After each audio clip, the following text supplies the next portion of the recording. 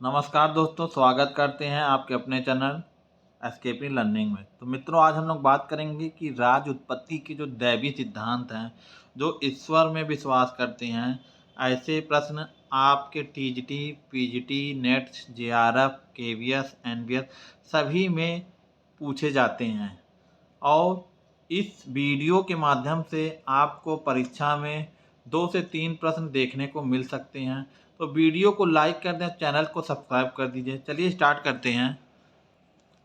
तो मित्रों, पहला क्वेश्चन आ रहा है कि राज्य उत्पत्ति विषयक प्राचीनतम सिद्धांत है। ए दैवी उत्पत्ति का सिद्धांत, बी पितृ सत्तात्मक का सिद्धांत, सी मातृ सत्तात्मक का सिद्धांत और डी कह रहा है प्राकृतिक सिद्धांत। तो मित्रों, यहाँ पे हो जाएगा राज्य उत्पत्ति विषयक प्राचीनतम सिद्धांत। तो सबसे पहले यही है। और दैवी उत्पत्ति सिद्धांत के जो प्रमुख विचारकों में अगर भारतीय परिप्रेक्ष्य में बात की जाए तो मनु हैं। ब्रिटेन के परिप्रेक्ष्य में बात किया जाए तो ब्रिटेन के राजा जेम्स प्रथम हैं, जिन्होंने राज्य को ईश्वर का प्रतिनिधित्व माना। यानी जो राजा है वह धरती पर ईश्वर का प्रतिनिधित्व है, उसके विरुद्ध जनता विद्रोह नहीं कर सकती है। यानी राजा के पास सर्वशक्तिमान शक्तियां हैं, जो कि ईश्वर के बाद उसके प्रतिनिधित्व के रूप में उसको प्राप्त है। चलिए मित्रों, दूसरा देखते हैं कि निम्न में से कौन सा कथन दैवी सिद्धांत की मान्यता के अनुरूप नहीं है। तो ये चारों कथन आप देख लेंगे कि ए राज मानवीय रचना नहीं ईश्वरीय देन है, बी कह रहा है कि राज उत्पत्ति का एकमात्र कारण शक्ति है, राज पैतृक सत्ता है और राज पृथ्वी पर ईश्वर का प्रतिनिधित्व करता है और वह केवल ईश्वर के प्रति ही उत्तरदायित्व है। तो मित्रों देखिए, यही उत्तर आपका हो जाएगा कि राज पृथ्वी पर ईश्वर का प्रतिनिधित्व है और वह केवल ईश्वर के प्रति ही उत्तरदायित्व है और उसका जवाबदेही जनता के प्रति नहीं है। यानी राजा को केवल ईश्वर का प्रतिनिधित्व माना जाएगा, वह उसी को आप समझिए कि उत्तरदायी है ईश्वर के प्रति, न कि जनता के प्रति। नेक्स्ट देखिएगा मित्रों, दैवी सिद्धांत का सर्वप्रथम प्रतिपादन किसने किया। लुई चतुर्दश यानी लुई 14वां, बी लूथर, सी काल्विन और डी कह रहा है तो जेम्स प्रथम। तो मित्रों, जेम्स प्रथम यहाँ पे ब्रिटेन के राजा हो जाते हैं, जिन्होंने राज्य की उत्पत्ति के दैवी सिद्धांत की चर्चा की, बात की और उस सत्ता को माना। आगे देखिएगा, वे परिस्थितियां जिसमें आदिम मनुष्यों ने सर्वप्रथम राजनीतिक चेतना का प्रकाश देखा और वे किसी प्रकार के राजनीतिक संगठन के रूप में एकत्रित हुए, ऐसे तथ्य हैं जो पूर्णता नहीं तो अधिकांशतः अस्पष्ट के कोहरे से ढके हुए हैं। यह कथन किस विचारक का है। ए गार्नर, बी माइकाइबर, सी लास्की और डी कह रहा है जैक्स, यानी जीन जैक्स रूसो इसका पूरा नाम हो जाएगा। तो ऐसा कथन गार्नर कहते हैं। और राजनीति विज्ञान का प्रारंभ और अंत किस विद्वान ने किया, कमेंट करके बोलिएगा। आगे देखिए, मनुष्य में मैं राजा हूँ, यह कथन किसका है। लुई 14वां, श्री कृष्ण, जेम्स प्रथम, बूंजे। आप जानते हैं कि लुई फ्रांस का था और जेम्स लंदन के थे और श्री कृष्ण। तो आपका जो राइट ऑप्शन हो जाएगा श्री कृष्ण। राइट ऑप्शन मित्रों हो जाएगा श्री कृष्ण। आगे देखिएगा, निम्न में से किस धर्म के प्रसार से दैवी सिद्धांत पुनः स्थापित हुआ। यहूदी धर्म, मुस्लिम धर्म और सी कह रहा है ईसाई धर्म और डी कह रहा है हिंदू धर्म। तो दैवी सिद्धांत पुनः स्थापित हुआ तो यह ईसाई धर्म के द्वारा और जेम्स प्रथम का इसमें महत्वपूर्ण योगदान है। नेक्स्ट देखिएगा मित्रों, एक नगर की स्थापना बिना भूमि के संभव है, परंतु बिना ईश्वर के विश्वास के राज्य स्थापित नहीं हो सकता। यह कथन है ए जेम्स प्रथम, बी जेम्स मिल, सी कह रहे हैं गार्नर और डी है प्लूटार्क। तो मित्रों, यहाँ पे प्लूटार्क हो जाएगा कि एक नगर की स्थापना बिना भूमि के संभव है, लेकिन ईश्वर के विश्वास से राज्य की उत्पत्ति ही नहीं हो सकता। प्लूटार्क का कथन है ऐसा। लेकिन नीचे देखिएगा, नेक्स्ट क्वेश्चन है कि निम्न में से कौन दैवी सिद्धांत का समर्थक नहीं है।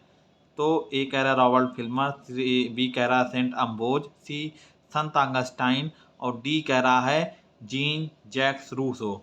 तो जीन जैक्स रूसो मित्रों जो हैं, ये सामाजिक समझौता सिद्धांत के प्रतिपादकों में आते हैं। सामाजिक समझौता सिद्धांत कहता है कि राज्य जो है ईश्वर का प्रतिनिधित्व नहीं है। राज्य मनुष्यों के आपसी सहयोग से बना है, यानी राज्य जो बना है, अस्तित्व में आया है, या मनुष्यों ने एक आपस में कॉन्टैक्ट किया है, समझौता किया है। और ये सामाजिक समझौते सिद्धांत के प्रतिपादक हैं जीन जैक्स रूसो हैं, हॉब्स हैं और लॉक हैं। आगे देखिएगा, राजा लोग पृथ्वी पर परमात्मा की श्वास लेती हुई मूर्ति हैं। और दैवी सिद्धांत के संदर्भ में उक्त कथन किसका है? ए लुई चतुर्थ, बी जेम्स प्रथम, सी जिगविली और डी मेलेकथॉन। तो मित्रों इसका जो राइट ऑप्शन हो जाएगा जेम्स प्रथम। जेम्स प्रथम कहते हैं कि राजा लोग पृथ्वी पर परमात्मा की श्वास लेती हुई मूर्ति हैं दैवी सिद्धांत के संदर्भ में। जेम्स प्रथम ये कहाँ के थे? तो ब्रिटेन के राजा थे। दैवी उत्पत्ति सिद्धांत के प्रतिपादकों में इनका मुख्य स्थान आता है। और यह एक ऐसे राजा थे जिन्होंने कहा है कि राजा का विरुद्ध जनता को जाने का कोई अधिकार नहीं देते हैं। आगे देखिएगा, बहुत इंपॉर्टेंट क्वेश्चन है। किसने कहा कि एक राजा अति विकट रूप में पापी या दुराचारी नहीं हो सकता? यदि राजा बुरा है तो भगवान जनता को दंड दे रहा है और उसे पापों के लिए तथा जनता उसके विरुद्ध विद्रोह न करे, अर्थात जो बोझा उसके ऊपर भगवान ने रखा है उसे हटाना गैर कानूनी है। देखिए इतनी बड़ी चीज़ें कही गई है दैवी उत्पत्ति सिद्धांत के प्रतिपादकों में। तो आप जान गए कि दैवी उत्पत्ति सिद्धांत के प्रतिपादक में जेम्स प्रथम है। इन्होंने ही ऐसा वक्तव्य कहा। आगे देखिएगा, निम्नलिखित में से किस बात पर दैवी उत्पत्ति सिद्धांत बल देता है? पोप की स्वेच्छाचारिता पर, राजा के दैवी अधिकारों पर, शासक के विरुद्ध विद्रोह करने पर, और डी कह रहा है इनमें से कोई नहीं। तो देखिए ये हो जाएगा राजा के दैवी अधिकारों पर, यानी कि बात पर दैवी उत्पत्ति सिद्धांत बल देता है तो राजा के दैवी अधिकारों पर बल देता है। आगे देखिए मित्रों, निम्न से किस सिद्धांत में शक्ति का स्रोत ईश्वर को माना है? तो पूरी शक्ति का स्रोत ईश्वर को माना है, तो ये हो जाएगा आपका दैवी सिद्धांत मित्रों। नेक्स्ट क्वेश्चन देखिएगा मित्रों, किसने कहा कि सब शक्तियां ईश्वर की ही शक्तियां हैं? ए फिगिस, बी संत एक्विनास, और सी कह रहा है सेंट पॉल, और डी कह रहा है ऑगस्टाइन। तो मित्रों इसमें जो राइट ऑप्शन हो जाएगा सेंट पॉल कहते हैं ऐसा। सेंट पॉल कहते हैं कि सब शक्तियां ईश्वर की ही शक्तियां हैं, यानी ये भी एक दैवी उत्पत्ति सिद्धांत के समर्थक में आ जाएंगे। सब शक्तियां ईश्वर का ही शक्तियां हैं। आगे देखिएगा, यह किसने कहा कि राजा को प्रजा पर शासन करने का असीमित अधिकार है? ए प्लूटो, बी सेंट पॉल, और सी ग्रीन, और डी हॉब्स। तो मित्रों इसमें भी आपका जो राइट ऑप्शन हो जाएगा सेंट पॉल का, यानी राजा को प्रजा पर शासन करने का असीमित पावर है, यानी unlimited power for ruling people, ऐसा कथन सेंट पॉल का। प्लूटो आप जानते हैं कि प्लूटो ऐसा नहीं है, ग्रीन ऐसे नहीं है, हॉब्स नहीं है। तो ग्रीन आप जानते हैं कि आदर्शवादी विचारक हैं, हॉब्स जानते हैं सामाजिक समझौता सिद्धांत के प्रतिपादक हैं, और प्लेटो के बारे में आप जानते हैं कि यूनान के ऐसे वैज्ञानिक जिन्होंने निगमन पद्धति को अपनाया, और इन्होंने राज्य को एक ऐसी संस्था माना जो कि ना तो सामाजिक समझौते से बंधी हो, ना ईश्वर के प्रतिनिधित्व के रूप में हो, यानी कि राज्य एक नैतिक संस्था को माना है। आगे देखिएगा, दैवी सिद्धांत के प्रमुख आलोचकों में कौन शामिल नहीं है? बार बार पेपर में पूछा जाता है और आप लोग ध्यान नहीं देते ये शब्द, जो कि गलत कर देते हैं अधिकतर बच्चे। ए लॉक हैं, बी ग्रोसियस हैं, और सी वाल्टेरा है, और डी कह रहे हैं हॉब्स हैं। तो मित्रों इसमें जो वाल्टियर महोदय का कथन है कि दैवी सिद्धांत के प्रमुख आलोचकों में शामिल नहीं है, ठीक है, यानी ये शामिल नहीं, बाकी ये शामिल है ग्रेसियस हैं, हॉब्स हैं, लॉक हैं। तो ये दोनों आप जानते हैं कि सामाजिक समझौते सिद्धांत के प्रतिपादकों में किसका नाम आता है? तो हॉब्स का आता है, लॉक का आता है, रूसो का आता है। आगे देखिएगा मित्रों, मानव इतिहास के एक दीर्घ काल तक राजा ईश्वरकृत अथवा दैवी समझा जाता था और सरकार का स्वरूप धार्मिक था। यह कथन है ए गेटेल का, बी लॉक का, सी गार्नर का, डी कह रहा है इनमें से कोई नहीं। तो मित्रों यहाँ पे गेटेल का कथन है कि मानव इतिहास के एक दीर्घ काल तक राजा ईश्वर की अथवा दैवी समझा जाता था और सरकार का स्वरूप भी जो था वह धार्मिक था, लोकतांत्रिक नहीं था, गणतंत्रात्मक नहीं था। यानी धार्मिक विषय की बात भी गेटेल कहते हैं, गार्नर कहते हैं। ये सब इत्यादि ऐसे विद्वान हैं जिन्होंने राज्य की उत्पत्ति के समर्थकों में हैं आते हैं। दैवी सिद्धांत के प्रतिपादन से संबद्ध पैट्रियार्क किसकी रचना है? जेम्स प्रथम की, रॉबर्ट फिल्मर की, सी कॉल्विन की और डी कह रहा है लूथर की। तो मित्रों रॉबर्ट फिल्मर जो है पैट्रियार्क की रचना किए हैं और यह भी जो है समर्थक हैं दैवी सिद्धांत के। आगे देखिएगा, बहुत महत्वपूर्ण क्वेश्चन है। निम्न में से राजा व राज्य के संदर्भ में दैवी सिद्धांत की विचारधारा से भिन्न कथन कौन सा है? ए कह रहा है कि ईश्वर समस्त प्रकार की सत्ता का अंतिम स्रोत है। बी कह रहा है कि सम्राट ईश्वर का प्रतिनिधित्व होने के कारण उस पर कोई प्रतिबंध नहीं लगाया जाता। और सी कह रहा है सम्राट की अवज्ञा पाप है। और डी कह रहा है कि समझौते ईश्वर व शासक के मध्य है। तो मित्रों यही हो जाएगा कि डी वाला आपका क्वेश्चन सही हो जाएगा कि समझौता ईश्वर और शासक के मध्य है, ना कि जनता के मध्य है। जनता के मध्य कौन सा है? कमेंट करके बोलिएगा। आगे देखिए, विकासवादी सिद्धांत एक है, वैज्ञानिक सिद्धांत है, आर्थिक सिद्धांत है, मनोवैज्ञानिक सिद्धांत है और सामाजिक सिद्धांत है। तो मित्रों यहाँ पे आपके जो विकासवादी सिद्धांत है वह दैवी उत्पत्ति सिद्धांत ना होकर, आर्थिक सिद्धांत ना होकर सामाजिक सिद्धांत है। यानी जो राज्य है वह एक विकास का परिणाम है और राज्य की उत्पत्ति के संबंध में सबसे ज़्यादा तर्कसंगत सिद्धांत इसी को माना जाता है। ऐतिहासिक सिद्धांत भी इसको कहा जाता है, यानी कि हिस्टोरिकल प्रिंसिपल और डेवलपमेंट प्रिंसिपल। आगे देखिएगा मित्रों, बहुत ही अच्छी प्रश्नों की श्रृंखला आपको देखने को मिल सकती है जो अन्यथा कहीं आपको देखने को सुनने को नहीं मिलेगी। दैवी सिद्धांत के अनुसार शासक अपने कार्यों के प्रति डैश है क्या? जनता के प्रति उत्तरदायित्व है, सिर्फ स्वयं के प्रति उत्तरदायित्व है, ईश्वर के प्रति उत्तरदायी है, या डी कह रहा है इनमें से कोई नहीं। तो मित्रों हमने पहले ही बता दिया कि जो दैवी सिद्धांत के अनुसार शासक अपने कार्यों के प्रति जनता के प्रति तो उत्तरदायित्व नहीं होगा, क्योंकि वह राज्य से बंधा हुआ नहीं है। वह किसके प्रति उत्तरदायित्व होगा बोलिए मित्रों? तो ये हो जाएगा ईश्वर के प्रति उत्तरदायी। तो आप लोग वीडियो देख के उसको भी मंथन किया करिए और मुंह में इस शब्द को रिपीट करते रहा करिए मेरे साथ, जिससे आपको प्रतियोगी परीक्षाएं हैं याद होगा। आप ज़्यादा से ज़्यादा अगर एक्टिव रहेंगे, आप अगर वीडियो को देखते ही रहेंगे, सुनते ही रहेंगे, तो इससे आपका उतना डेवलपमेंट नहीं हो पाएगा। तो आप लोग वीडियो के साथ साथ लगे रहिए, बोलते रहिए। हाँ, दैवी उत्पत्ति सिद्धांत अपने शासकों के प्रति कौन उत्तरदायित्व है? तो ईश्वर के प्रति राजा ही उत्तरदायित्व, यानी राजा एक ऐसा व्यक्ति है जो जनता के प्रति जवाबदेही नहीं है, क्योंकि यहाँ पे लोकतंत्रात्मक गणराज्य नहीं है या राजा कोई चुनाव के माध्यम से नहीं चुना गया। राजा एक वंशानुगत है और वह जो भी कहेगा, वो जो भी करेगा वो जनता की भलाई के लिए करेगा। अगर वह गलत भी करता है तो जनता को ऐसा अधिकार नहीं है कि उसको हटा दें, क्योंकि वह एक राजा है और राजा का मतलब हो गया वह ईश्वर का एक अंग है, ईश्वर का एक प्रतिनिधित्व है। आगे देखिएगा मित्रों, निम्नलिखित में से दैवी सिद्धांत उत्पत्ति के सिद्धांत की विशेषताओं को गलत तरीके से बताया गया है। इसके माध्यम से आदिम व्यक्ति को अनुशासित किया गया। बी, इस सिद्धांत ने आदिम व्यक्ति को आज्ञा का मूल बताया। और सी कह रहा है उसने आदिम व्यक्ति को धार्मिक तथा अंधविश्वासी बनाया। और डी कह रहा है इनमें से कोई नहीं।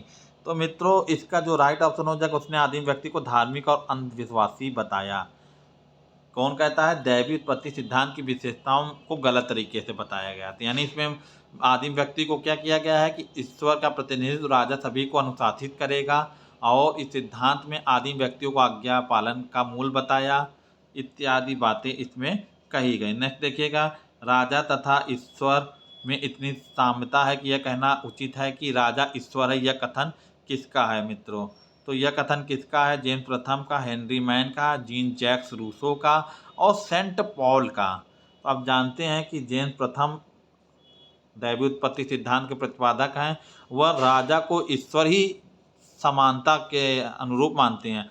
नेक्स्ट देखिएगा, राज्य के दैवी सिद्धांत के अनुसार राज्य का निर्माण होता है राजा द्वारा किया गया। बी, ईश्वर द्वारा किया गया। सी, मतदान से हुआ है। और डी कह रहा है पोप के द्वारा हुआ है। तो मित्रों इसका जो राइट ऑप्शन हो जाएगा कि राजा की उत्पत्ति का सिद्धांत ईश्वर द्वारा किया गया है। वीडियो अच्छा लग रहा है तो वीडियो को लाइक करते रहिए मित्रों। नेक्स्ट देखिएगा, सर्वप्रथम दैवी सिद्धांत का समर्थन किया यूनानियों ने, यहूदियों ने, हिंदुओं ने, और डी कह रहा है कि इनमें से कोई नहीं। तो मित्रों यहाँ पे यहूदियों ने, क्या कह रहा है मित्रों, यहूदियों ने समर्थन किया सबसे पहले। आगे देखिएगा, नेक्स्ट देखिएगा, किस धर्म में बताया गया कि राज्य को मानवीय संगठन बताया गया है, न्यू टेस्टमेंट, ओल्ड टेस्टमेंट, सी महाभारत, और डी कह रहा है कि गीता में। तो न्यू टेस्टमेंट जो आया उसमें राज्य को एक मानवीय संगठन बताया गया, या ओल्ड टेस्टमेंट के खिलाफ आया। आगे देखिएगा, सुमेलित कीजिए है, सुमेलित 1 कीजिए, 2 कीजिए। देखिए आगे देखिएगा, देखिएगा मित्रों पूरा आपको दिख जाए जैसे। देखिए मित्रों आगे देखिएगा, सूची 1 और 2 को सुमेलित कीजिए और सूचियों के उपरांत उल्लिखित विकल्पों में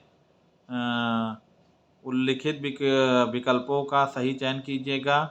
आगे देखिएगा, एक तरफ आपको विकल्प दिया गया है, दूसरी तरफ आपको बताया गया है कि जब अराजकता लोगों के लिए असहनीय हो गई तो उन्होंने ईश्वर की शरण ली और ईश्वर ने मनु को राजा नियुक्त किया। यह कथन किसका है? राजकीय शक्ति का विकटस्थ स्रोत ईश्वर है। सी कह रहा, उच्च शक्तियों के अधीन प्रत्येक मानवीय आत्मा के होने दो क्योंकि सिवाय खुदा की कोई शक्ति नहीं है।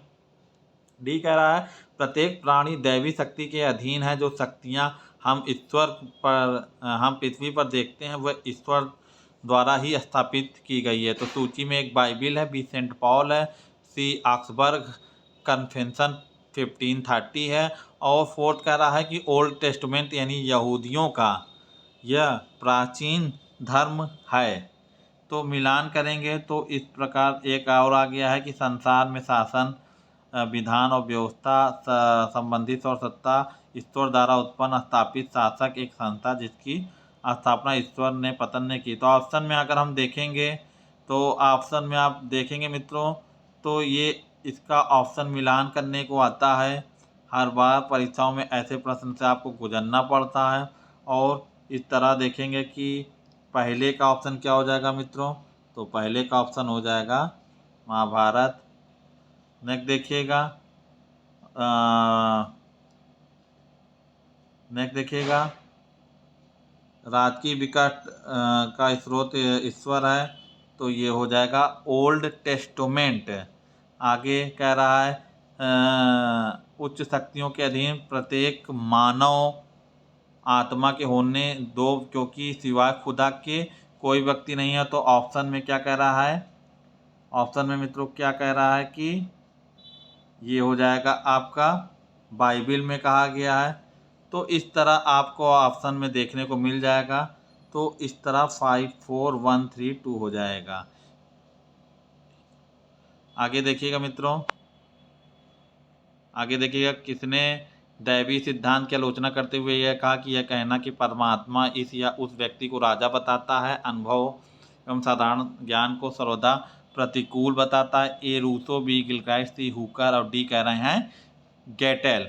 तो मित्रों इसका जो राइट ऑप्शन हो जाएगा गिलक्राइस्ट हो जाएगा। आगे देखिएगा मित्रों, दैवी सिद्धांत का मुख्य शत्रु अनुबंध सिद्धांत यह कथन किस विचारक का है, तो गिलक्राइस्ट, गार्नर, लास्की, मुरे। तो इसका राइट ऑप्शन हो जाएगा गिलक्राइस्ट। नेक्स्ट देखिएगा, वर्तमान धर्मनिरपेक्ष के युग में महत्वहीन हो चुके दैवी सिद्धांत के महत्व को व्याख्यायित करता हुआ यह कथन, इस सिद्धांत ने लोगों को उस समय आज्ञा पालन का पाठ पढ़ाया जिस समय वे स्वयं शासन करने के लिए तैयार नहीं थे। यह कथन किस विद्वान का है, R.G. गेटेन है, गिलक्राइस्ट है, रॉबर्ट फिल्मर है, और डी कह रहा है 22 है। तो मित्रों इसके जो राइट ऑप्शन हो जाएगा गिलक्राइस्ट हो जाएंगे, आपके राइट ऑप्शन गिलक्राइस्ट हो जाएगा। नेक्स्ट देखिएगा, समाजशास्त्री तथ्यों पर आधारित राज उत्पत्ति विषयक परिवार सिद्धांत का सर्वप्रथम पक्षधर है, तो प्लेटो हैं, अरस्तु हैं, पाइथागोरस हैं, सुकरात हैं। और ये तीनों में ये एक समानता है चारों ऑप्शन में कि ये सभी यूनानी दार्शनिक हैं, विद्वान हैं, और इनमें भी अरस्तु जो हैं एरिस्टोटल राजनीति विज्ञान के जनक हैं, और इनके गुरु का नाम प्लेटो है, और प्लेटो के गुरु का नाम सुकरात है। तो इस तरह ये तीनों गुरु यहाँ पे आपको देखने को मिल सकते हैं। और इसका जो राइट ऑप्शन आपका जाएगा मित्रों अरस्तु का, यानी समाज शासित तत्वों पर आधारित राज्य उत्पत्ति विश्वक परिवार सिद्धांत की समर्थक करते हैं, यानी कि जो समाज बना है वह परिवार से राज्य का निर्माण होता है, यानी राज्य पहले आया, फिर परिवार आया, परिवार से ग्राम बने, ग्राम से नगर बने। तो ये चीज़ें इनको इनके द्वारा दी गई। अनेक परिवारों के संयोग को गांव कहा जाता है, यह कथन किसका है? प्लेटो का, अरस्तु का, पॉलीबियस का और स्टोइस का। तो मित्रों हमने अभी ही बताया कि अरस्तु कहते हैं कि अनेक परिवारों का सहयोग गांव बनता है, अनेक गांवों से शहर बनते हैं और राज्य की उत्पत्ति मानवीय चेतना से हुई है, यानी लोगों ने आपस में मिलजुल कर राज्य का निर्माण किया है। नेक्स्ट क्वेश्चन आ रहा है कि परिवार प्राथमिक संवर्ग है जो सर्वोच्च पुरुष वंशज की समान अधीनता से बंधा है। परिवारों का समूह कुलों अथवा घरानों का गठन करता है। घराने कबीलों का निर्माण करते हैं। कबीलों का समूह राजमंडल की रचना करता है। राज उत्पत्ति विषयक परिवार सिद्धांत के संबंध उपयुक्त दृष्टिकोण किस विचारक का है? Henry Maine, Edward Jenks, Jean Jacques Rousseau और कह रहा है अरस्तु। तो मित्रों इसका जो राइट ऑप्शन आपको देखने को मिल जाएगा हेनरी मैन कहते हैं। सबसे पहली बात तो ये पितृ सत्तात्मक सिद्धांत की बात करते हैं कि राजा परिवार में जो पितृ कुल का सबसे वयोवृद्ध पुरुष होगा वही राजा होगा, वही क्या होगा बड़ा होगा और वही जो है देख रेख करेगा अपने परिवार के, अपने राज्य की। सर्वप्रथम रक्त संबंधों के आधार पर छोटे छोटे परिवारों का निर्माण हुआ, यह मत राज्य उत्पत्ति विषय कौन सा है? दैवी सिद्धांत, बी पितृ सत्तात्मक सिद्धांत, सी मात सत्तात्मक सिद्धांत और डी कह रहा है विकासवादी सिद्धांत। तो मित्रों इसका जो है पितृ सत्तात्मक सिद्धांत है, यानी कि सर्वप्रथम रक्त संबंधों के आधार पर छोटे परिवारों का निर्माण हुआ, पितृ सत्तात्मक सिद्धांत है। आगे देखिएगा पितृ सत्तात्मक सिद्धांत के अनुरूप कि पितृ सत्तात्मक सिद्धांत के उत्थान की प्रक्रिया को क्रमबद्ध रूप से प्रदान कर सही विकल्पों का चयन कीजिए। ए परिवार है, बी वंशज है, सी कबीला है और डी कह रहा है कि राज्य है। तो मित्रों इसका जो राइट ऑप्शन हो जाएगा, तो इसको आप कमेंट करके बताते रहिए और अपने दिमाग में इस क्वेश्चन को दोहराते रहिए जिससे आपको ये क्वेश्चन रिपीट हो जाए। तो देखिए एकदम सही बना है और इसका जो राइट ऑप्शन होगा 1 2 3 4। देखिए पहले परिवार आया, परिवार से आपका जो है वंश बनता है, वंश से आपका कबीला बनता है और यही कबीले आगे चलकर राज्य का निर्माण करते हैं। आगे देखिएगा कि इनमें से कौन पितृ सत्तात्मक सिद्धांत का समर्थक नहीं था? ए अरस्तु, बी हेनरी मैन, सी डुगवी और डी कह रहा है सुकरात। तो सुकरात ऐसे थे जो पितृ सत्तात्मक सिद्धांत के समर्थक नहीं थे। अरस्तु हैं, हेनरी मैन है, डुगवी हैं। यानी राज्य की उत्पत्ति में आगे आएगा पितृ सत्तात्मक सिद्धांत किसने दिया? तो उसमें हेनरी मैन होंगे, अरस्तु होंगे, डुगवी होंगे और एक गार्नर दे दें, गिलक्राइस्ट दे दें, सीले दे दें, तो ये सभी हैं, सुकरात दे दें। तो पितृ सिद्धात्मक सिद्धांत के ये समर्थक नहीं है। ऑप्शन में बार बार पूछा जाता है, आप लोग ध्यान नहीं देते। नहीं शब्द को बार बार ध्यान देना चाहिए आप लोगों को। आगे देखिएगा सर हेनरी मैन ने अपने पितृ सत्तात्मक सिद्धांत का सर्वाधिक प्रबल समर्थन अपने किस पुस्तक में किया? एंशिएंट लॉ में, अर्ली हिस्ट्री ऑफ इंस्टीट्यूशन में, दोनों में, कि इनमें से किसी में नहीं? तो दोनों में, एंशिएंट लॉ में, अर्ली हिस्ट्री ऑफ इंस्टीट्यूशन, दोनों में ऑप्शन आ जाएगा। तो दोनों में हो जाएगा। तो चलिए मित्रों वीडियो को यहीं समाप्त करते हैं और नेक्स्ट इसका पार्ट सेकेंड आएगा, जिसके बाद इस वीडियो को इस राज्य की उत्पत्ति से संबंधित जितने भी क्वेश्चन होंगे इनको समाप्त कर दिया जाएगा और उसके आगे हम लोग आगे जो सिद्धांत पढ़ेगा उसको देखेंगे। तो वीडियो अच्छा लगे तो लाइक कर दीजिए। इसके बाद हम लोग सामाजिक समझौता सिद्धांत को पढ़ेंगे। धन्यवाद।